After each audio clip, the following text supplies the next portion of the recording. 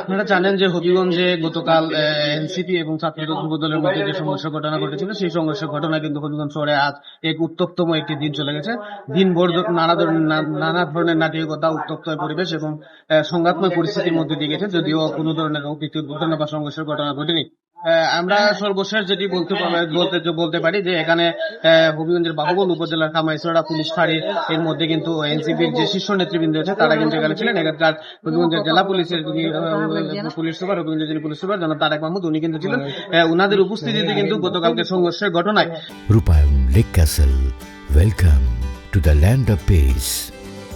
গতকালকের যে সংঘর্ষে হামলা ভাঙচুর এবং সংঘর্ষের ঘটনা ঘটছে, সেই ঘটনায় একটি লিখিত অভিযোগ কিন্তু তারা দায়ের করেছেন। সেই অভিযোগে জেলা যুব শক্তির আহ্বায়ক তন্ময় তাহির রুবেল বাদী হয়ে হবিগঞ্জ জেলা ছাত্র দলের যিনি সভাপতি রয়েছেন স্যার রাজীব আহমেদ রিঙ্গন সহ 11 জনের নাম উল্লেখ করে একটি অভিযোগ দায়ের করেছেন এবং সেই অভিযোগে আরো প্রায় শতাধিক অজ্ঞাতনামা আসামি করা হয়েছে।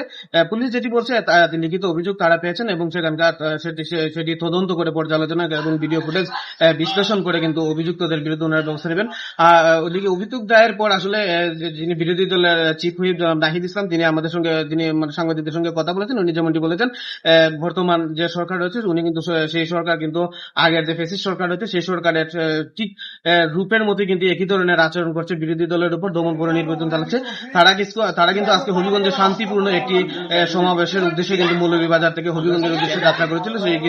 সেই তাদের যে গাড়ি বহটি হবিগঞ্জের কামাইছড়া এলাকায় এসে পৌঁছলে পুলিশ কিন্তু সেই গাড়ি বহটি আটকে দেয়, যদিও পুলিশ বলছে নিরাপত্তার স্বার্থে কিন্তু তাদের গাড়ি বহটি আটকে দেওয়া হয়েছে। তো সর্বশেষ বলা যায় যে হবিগঞ্জের যে উত্তপ্তময় একটি দিন কেটেছে এবং যে 144 ধারা জারি করা হয়েছিল, সেই কোনো ধরনের সংঘাত ছাড়াই কিন্তু আসলে সেই দিনভর নানা নাটকীয়তার মধ্যে দিয়ে দিনটি শেষ হয়েছে এবং লিখিত অভিযোগ তারা দিয়েছেন। অভিযোগের প্রেক্ষিতে তাদের যে প্রাপ্তি রয়েছে সেই প্রাপ্তি হলো যেন আজকালের মধ্যেই যেন অভিযুক্তদেরকে যেন পুলিশ গ্রেফতার করে আইনের আওতায় নিয়ে আসে।